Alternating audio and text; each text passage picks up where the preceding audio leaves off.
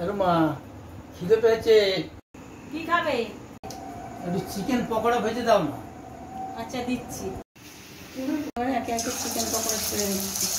আদা রসুন পেস্ট, পেঁয়াজ, লঙ্কার গুঁড়ো দিলাম, জিরে গুঁড়ো দিলাম, একটু হলুদ গুঁড়ো দিলাম, লেবুর রস দিয়ে দিচ্ছি, ভিনিগার দিচ্ছি 2 চামচ, সয়া সস দিয়ে দিচ্ছি, লঙ্কা কুচি দিলাম, যাদের কাছে গোলমরিচ আছে যে একটু গোলমরিচ দিয়ে দেবেন, কর্নফ্লাওয়ার, ডিম দিলাম একটা, পকোড়া ক্রিসপি হওয়ার জন্যে একটু চাল গুঁড়ো অ্যাড করলাম, স্বাদ অনুযায়ী দেবেন নুনটা, তারপরে ম্যারিনেট করছি।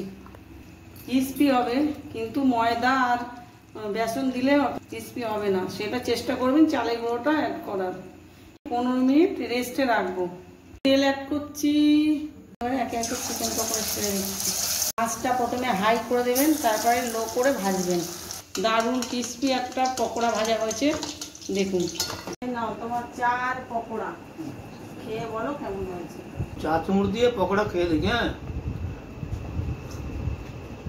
হ্যাঁ, চাটাও খুব ভালো হয়েছে। মা, সন্ধ্যাবেলা চা পকোড়াটা টিফিনটা খুব জমে গেছে।